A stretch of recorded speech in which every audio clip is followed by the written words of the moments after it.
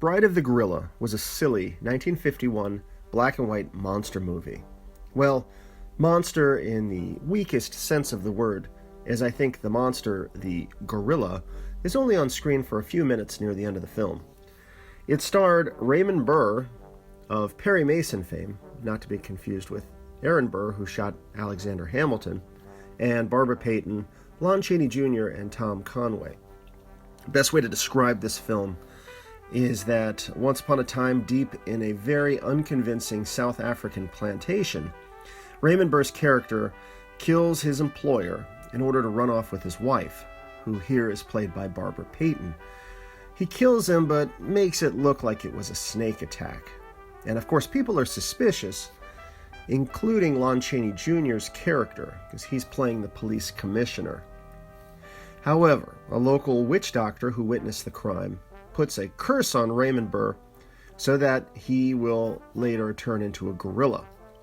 And his transformations seem to manifest almost immediately after he has married Barbara Payton. So really bad timing.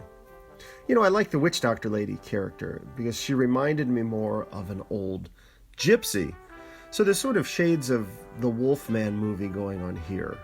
You know, there was the old gypsy character who was sort of important in that story. Well, this gypsy character is causing mischief here as well. So anyhow, Raymond Burr's Gorilla Man runs off into the jungle. Barbara Payton follows him. She screams, the authorities come chasing, he turns into a gorilla. And I'll let you check out the thrilling conclusion. It's a straight-up silly film. And Raymond Burr really wasn't as convincing to me as this Gorilla Man character. He's great as Perry Mason, not so much as the Monster of the Week. But I did think it was really cool seeing Lon Chaney Jr. as the police chief in a role where he isn't the one transforming into an animal, but rather he is the one who believes something creepy and supernatural is going on. You know, he's speaking from experience. He knows this type of thing happens. And while the film was very silly and enjoyable, it does seem to get a little bogged down with some of the romantic subplot drama of Barbara Payton's character, you know, and her love interest with Perry Mason and so on.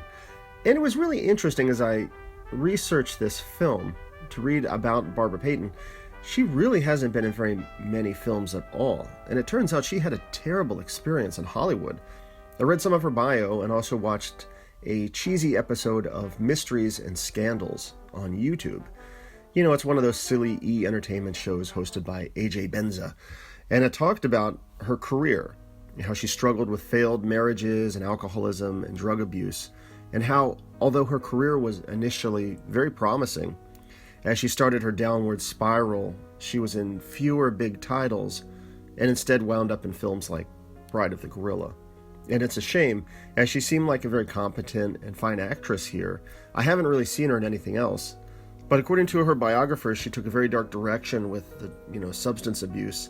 And at one point, she was offered the option of being admitted to a detox unit and said, quote, "I'd rather drink and die."